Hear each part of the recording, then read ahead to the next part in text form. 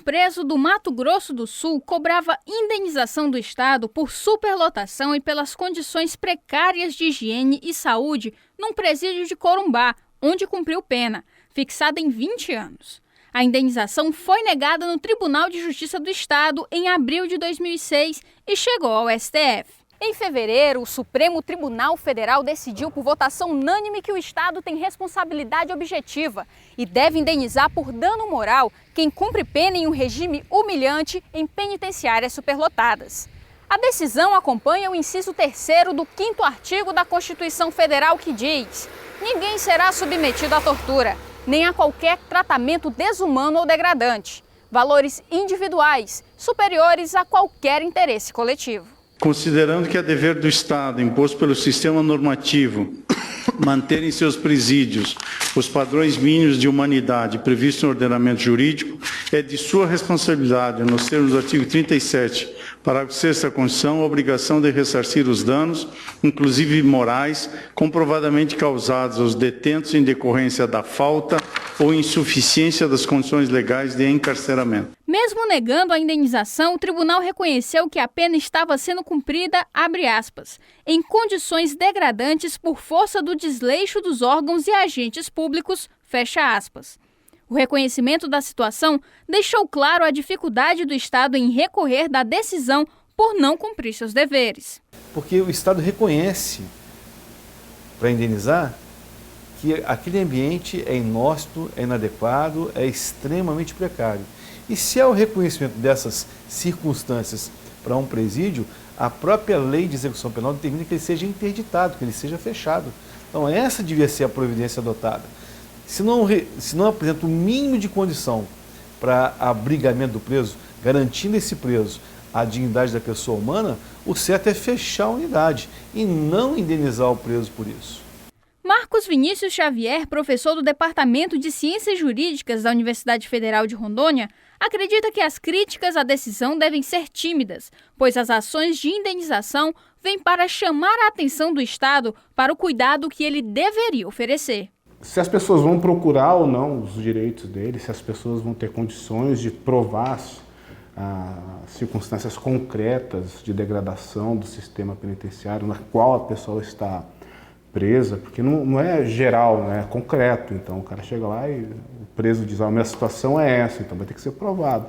Isso tudo é uma questão processual, né? Como que vai ser feito isso é outra coisa. O importante é a fixação da tese pelo STF de que cabe indenização por danos morais pela omissão do Estado em prover os meios necessários que são reconhecidos e determinados pela própria legislação brasileira. E me parece que não é um problema também que possa suscitar qualquer tipo de crítica, porque o Estado vai gastar muito na indenização de danos morais em razão do cumprimento das sentenças, né?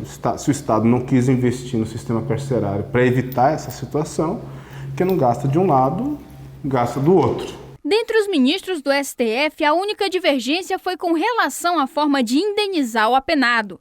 O ministro Luiz Roberto Barroso sugeriu a redução da pena, com base em um estudo comparado realizado na Itália. A indenização pecuniária, neste caso, eu penso que ela não tem como funcionar bem.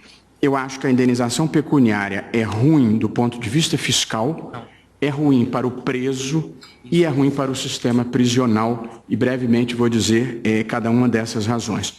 É ruim para o preso porque ele recebe R$2.000 e continua preso no mesmo lugar, nas mesmas condições degradantes.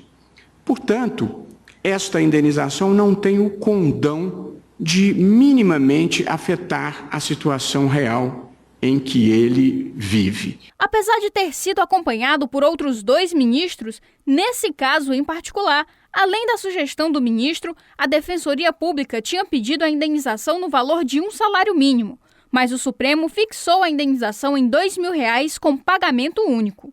A primeira proposta do ministro Barroso era de, para cada 10 dias de pena cumprida em presídios nas condições precárias, haveria uma redução de 1 ou 2 dias na pena.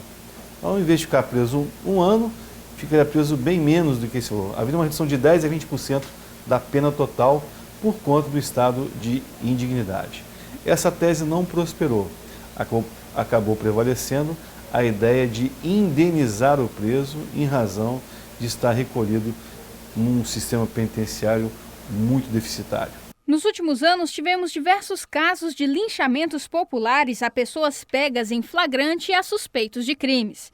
Após as críticas aos atos, a população acabou colocando os direitos humanos em xeque. Mas é importante que se diga, a prisão só tira do preso o direito de ir e vir, não tira do preso o direito dele de ser tratado como um ser humano digno. Então, a prisão tem que contribuir para uma recuperação do ser penado. E a condição para isso é que, durante o seu recolhimento, ele tenha tudo o que um homem de bem possa ter. Ele precisa ter trabalho, precisa ter estudo, precisa ter disciplina. Ele vai ficar trancafiado, preso, né, pagando uma pena proporcional ao crime cometido. Mas ele não pode ser aviltado, violado, né? O seu corpo não pode sofrer os estigmas que muitas vezes ele acaba sofrendo. Então nós precisamos também desmistificar esse aspecto, né? A prisão não é para torturar e massacrar o preso como ser humano. Não, a prisão é para tirar a liberdade por um certo tempo proporcional ao crime cometido. E depois de pago pelo crime, ele tem que voltar a ser um cidadão com todos os direitos como qualquer outro cidadão. Senão, nós temos o quê? Uma espécie de pena perpétua no Brasil, o que a lei não permite. Podemos observar a decisão do STF como um passo importante sobre os direitos à dignidade humana, mas abre um leque de outras situações em que o Estado é omisso e que a indenização por dano moral também pode ser pedida. A gente poderia fazer um juízo de equivalência de casos, né?